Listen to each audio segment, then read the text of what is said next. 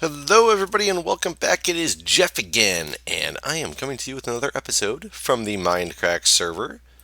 I am currently at my desert village. I have my coordinates up because I figured since I found this village on the way back to my base, there might also be other good things between here and my base that I may have missed. And this direction is the direction I need to go to get there. So we're going to take a little journey. Just keep these general coordinates for a while, and then I'll bring those numbers back on the screen and see if we come across anything cool that I otherwise would have missed by not venturing and finding this from my base, but instead by going to the nether and backtracking. This desert does look pretty vast, which is I guess not the greatest anymore because I already found my desert village. Unless there happens to be like a temple or something in it, that would be kind of cool. But I just want to kind of scope out the land and see what we have on this path. See if there's anything good that I might uncover.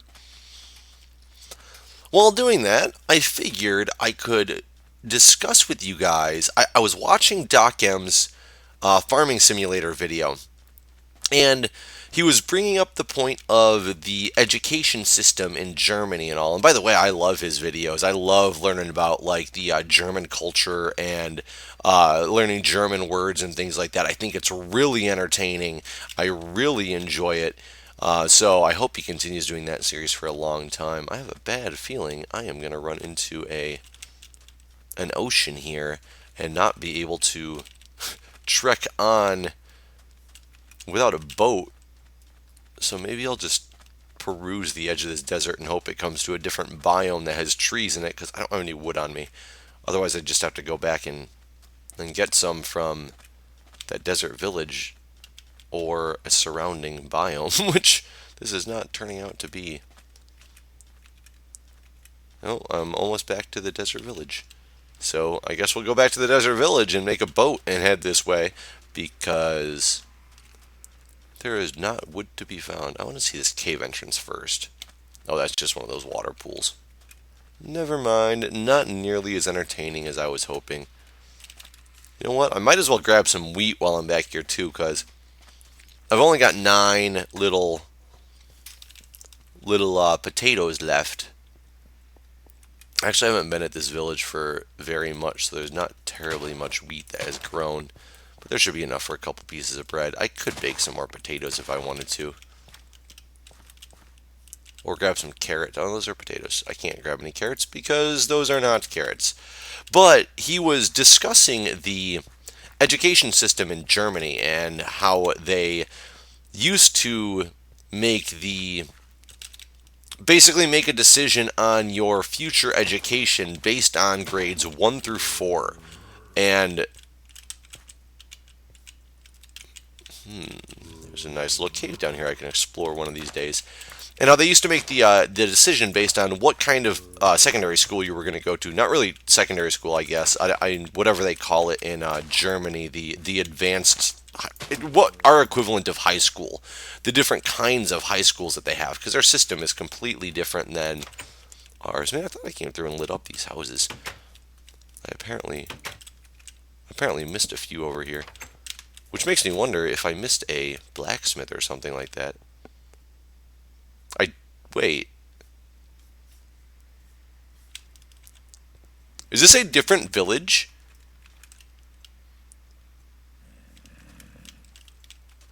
No way. There is no way that in my circle back I have come across a second desert village. There's a creeper over here. I know. I want to. Whoa. There's 2 creepers. This guy was sniping me out. Oh no. I'm locked up. That creeper probably just killed me. Quick, quick, cowards, in case my game is really locked. Oh no, it's moving again. That was weird. Everything just stopped. I want to kill these guys. I must have hit him a couple times. Um, Yeah, none of this. I went through and put some torches around. Jesus Christ! This is like creeper heaven over here. But wait a minute, where? So there is a blacksmith, which is kind of cool. Still nothing in the furnaces. Iron stuff. Oh, that was not the key I wanted to hit. Ooh, my helmet is in dire need of repair. I guess I can grab this too. I'm gonna just clean this blacksmith out. I actually want to come back to this now. Now, where? 113. Yeah, this is a different village. My village was at 45. I wasn't paying attention to those coordinates when this thing started. Do I have them written down somewhere? I hear lots of bad guys. I'm like looking at a piece of paper while I'm doing this, and 49, 16, 23? No, no, no.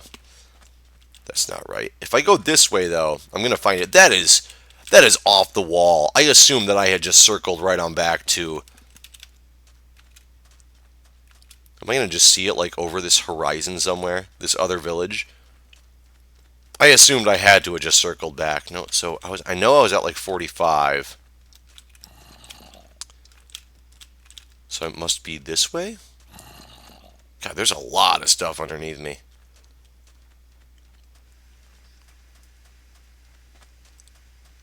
Does this sit up here?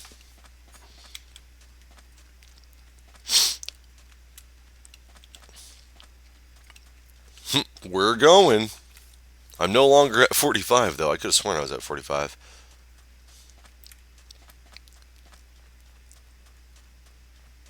Um, this desert extends forever. How did I get myself... Oh, there it is. There it is. Look, it's like literally... Do this way. That is off the wall. I have never found a desert village in my life. And I'm trying to trek my way back home and come across some water that has impeded my travels and making me want to go back and get some wood, which causes me to see what I think is my village, to go to it and realize it was not my village at all. So I have now found two desert villages in the same desert biome. That's crazy to me. There's a workbench. I don't need the workbench. I mean, I might need the workbench. I need to see if I left any wood here. Where is my portal? There's my portal. That is crazy. Oh, I don't have any wood at all. Let me venture out to a different biome, grab some wood, because I'm going to need it for this journey. So I will join you guys again momentarily. Okay, guys, went and got some wood. It is dark. However, even though it's dark, I know that I'm coming up to a boating expedition here in a moment. So I'm going to just run over to try to get to where that shoreline was without getting killed. Jump in a boat and continue my journey through the evening, because it doesn't really matter if it's dark when you're... Ouch. When you're on the boat, because not many things can get to you in the boat. So I'm just checking my chords, make sure I'm going the right direction. I am. Okay, so I can turn that off the screen, and it should be right over this mountain. I cannot believe that right over there is another village, still within the same desert biome. Even though that's in the middle of it, it's right around the corner. And the desert biome stretches all the way that way. That's crazy. I don't know how village spacing and all that works. And I can't remember if you can actually start a village or if you have to start in a naturally spawned village while you expand it. But I wonder if I could expand those two villages together. That would be kind of entertaining if I could do such things. Now let's make sure I'm going the right direction again. My X is going up, my Z is going down. That's exactly what I want. My X can't actually go up terribly much farther. Keep an eye on that in a minute while we trek in the dark. But what I was talking about was with Doc and his German schooling system discussion. And I didn't quite listen to all the way through his video yet because it really inspired me to want to actually make this video. And I did listen to some of his points on the pros and cons of that because they said they're changing that in the German system. Whereas once you're in the fourth grade, you don't get determined which school that you go to initially anymore. Now the school will make a suggestion and you can follow it or you don't have to follow it.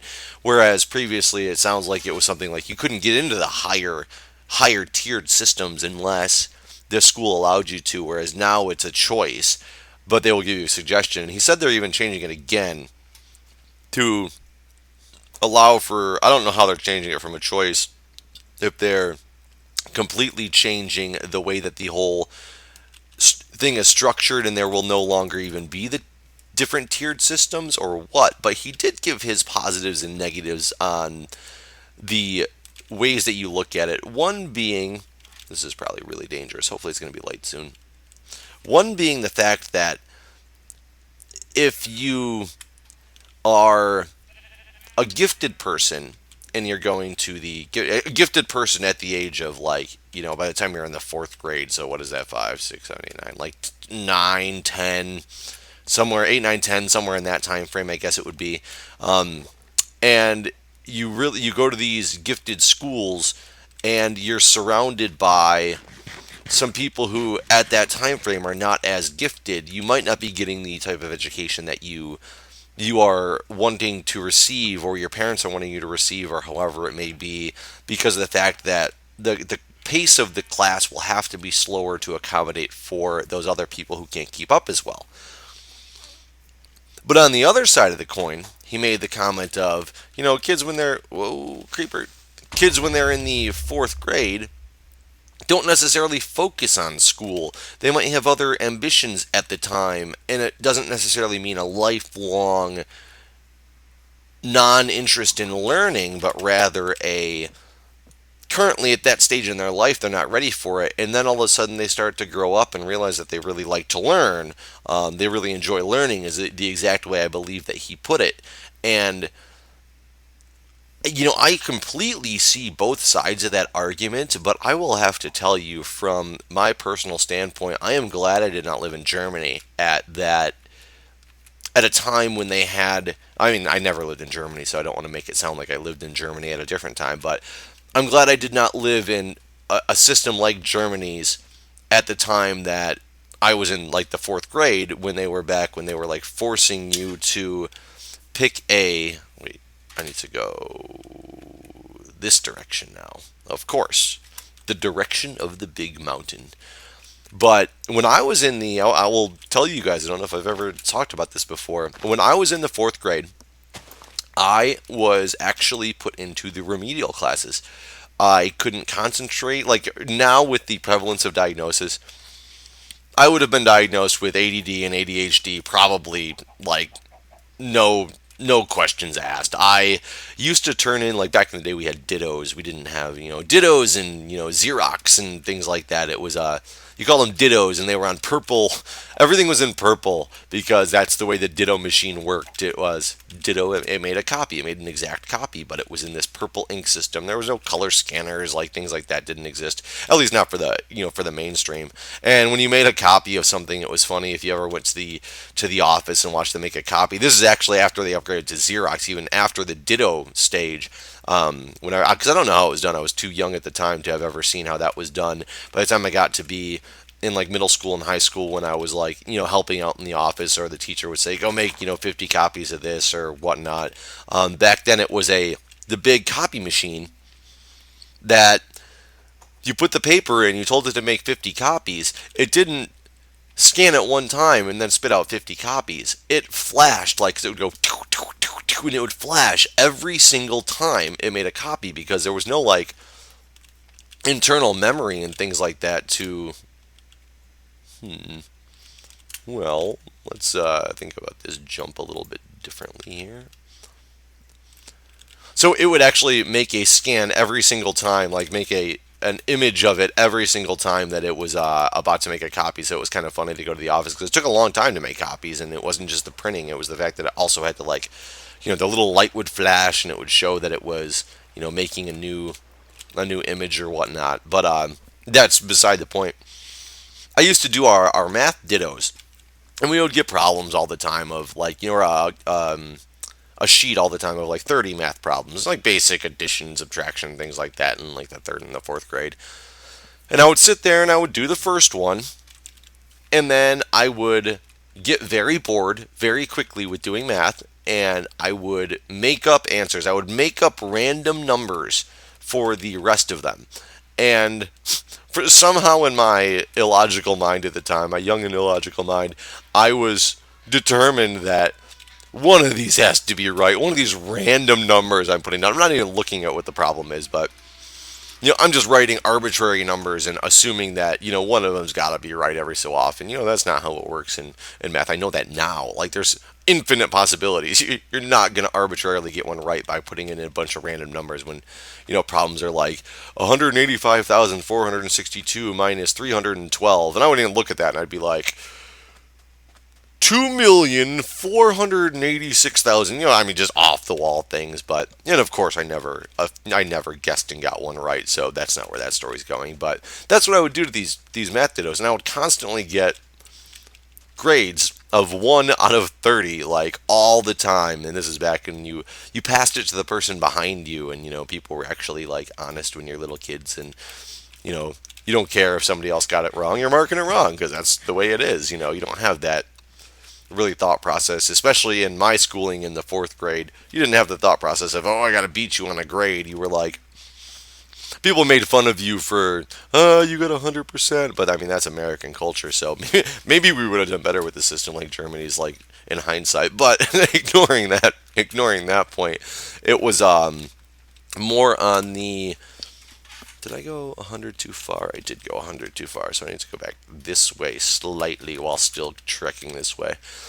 But it was, it got me put in the remedial program, and I didn't have to go to like, remedial like school. It was just like 2 hours a day I was taken out of my classroom and taken to the one-on-one teaching lounge and things like that until I could show progression fast enough to be able to, well enough to be able to go join the rest of the class again.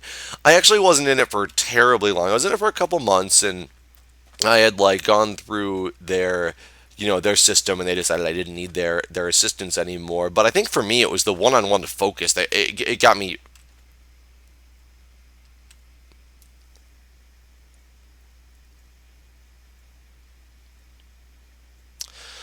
Oh my God.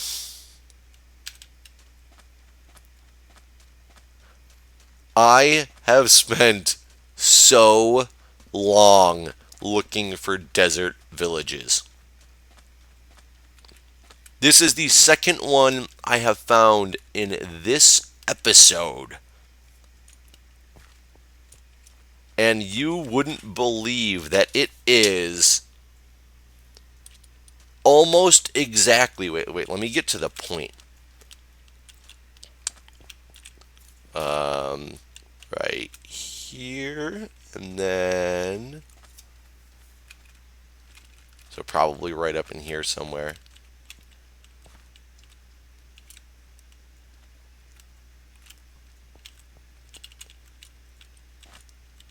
Oh, right, I guess in this house. We're going to get to that point just because. This spot right here, that is exactly 1,000 blocks directly that way from the witch farm, which is surrounded by two other villages in itself that are not desert villages. I can't believe what is happening in this episode. I don't know if this is a good thing or if this is just like Dinner Bones' evil way of saying, you found one, so have them all. I didn't even search that village. I will come back to it later because I know exactly where it's at because it's 1,000 blocks away from the coordinates I have written down for my house. I am baffled. I am completely and utterly baffled. I went for, did I go like 10,000 blocks away in the nether because I had thought I searched this area so thoroughly I'm I'm speechless, as you could see in the video when I just stopped talking. That is the definition of speechless. Not talking. I guess that's not probably the whole definition of speechless, but it gets the point across. But okay, back to the story at hand. So I was in this remedial program in fourth grade. Fourth grade, he said, is the determination of when you get to go to like the higher tiered school system. I am 31 now. As of Sunday, I will officially have obtained my fourth degree. So I will have two master's degrees and two bachelor's degrees. I was 22 when I got a degree in computer engineering, and I was 24 when I got a master's degree in information technology. Wow! I didn't even see where he was, and I thought he was going to kill me. He's following me, but I want to look down here because I saw there's a railway path down there too.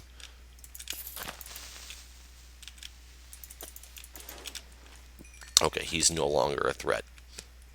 I actually don't even need this anymore because I should see my area.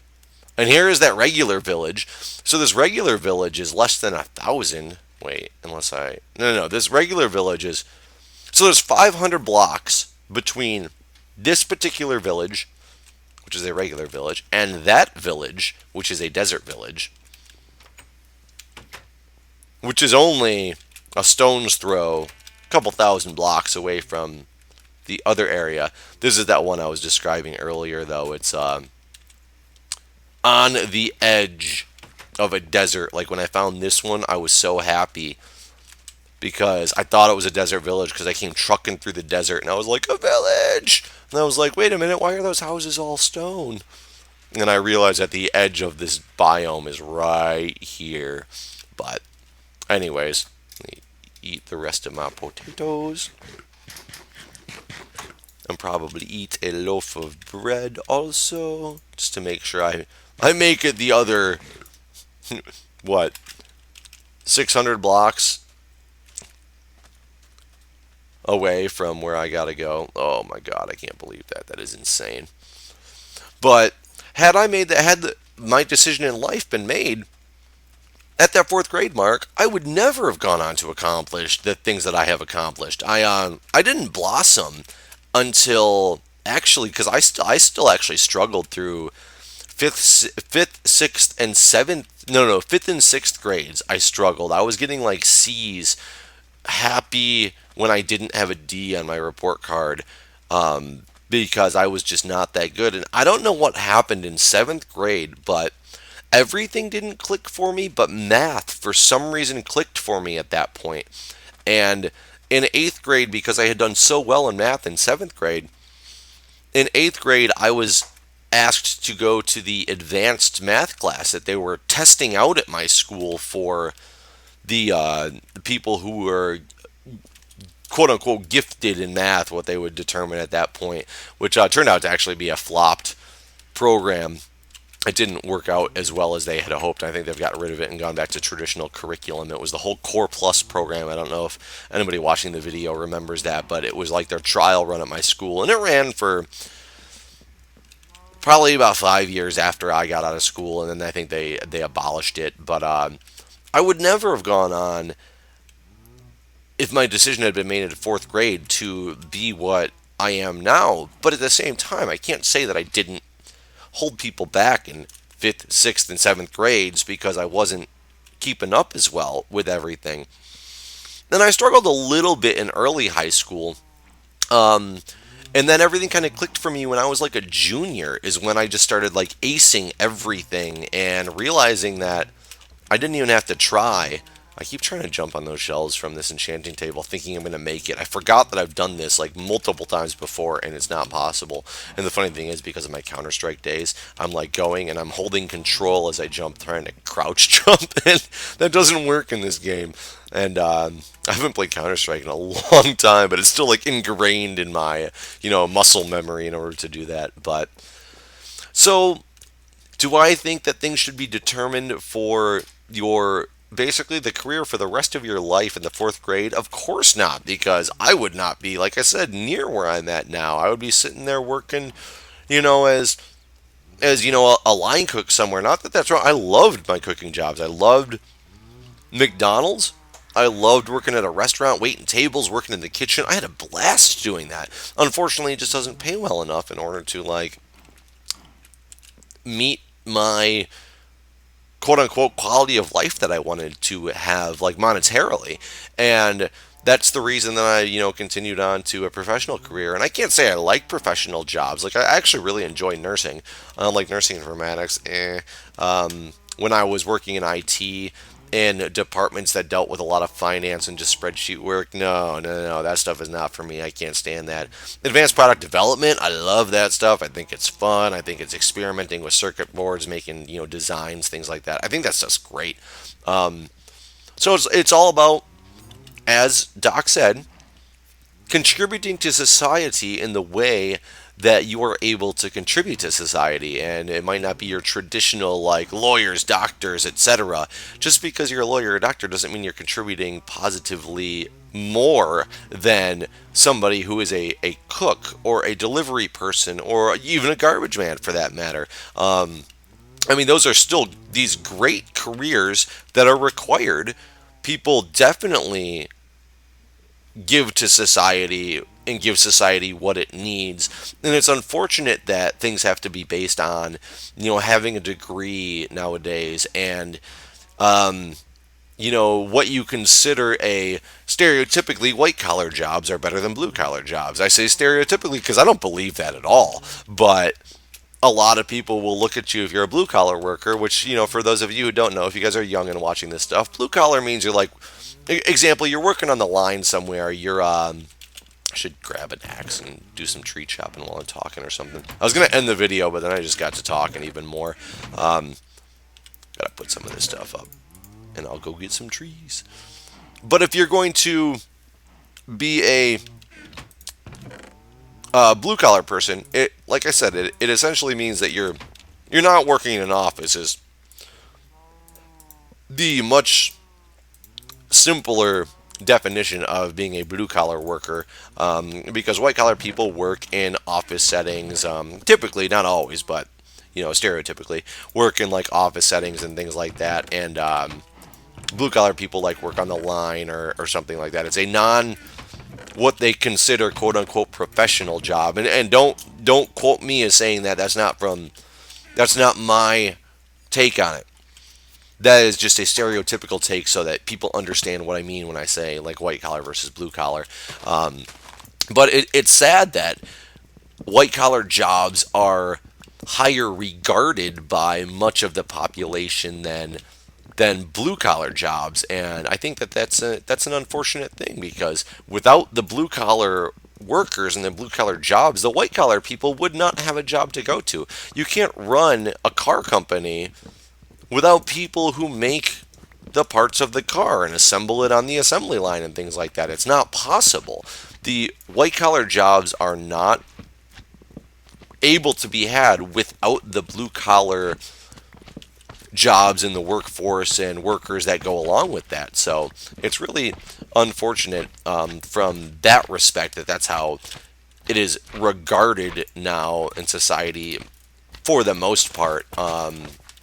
And of course, everything being so technologically driven nowadays is making it so even simple jobs they want advanced degrees for the purpose of simple jobs aren't as simple as they used to be, because there's a lot of machinery and technology involved that you got to put people out there who still know how to work the machines, who do this stuff. And I see that all the time, whereas all of a sudden people can't get a job that you traditionally used to be able to have without schooling now because of technology. And I think it's great in some aspects and horrible in others. It's hurting society because it's putting more people out of work who don't have, degrees, but it's also great for society because it's making things easier, making you able to produce things more in bulk, more streamlined, more efficient, things like that. So, I don't know, it's kind of a random topic, but I'm glad that Doc was talking about that today, because I just wanted to throw out my kind of point of view on it, and it kind of took me in another general direction. On top of that, I found 2 more desert villages. Go figure. Never thought that was going to happen, but hope you guys enjoyed the video.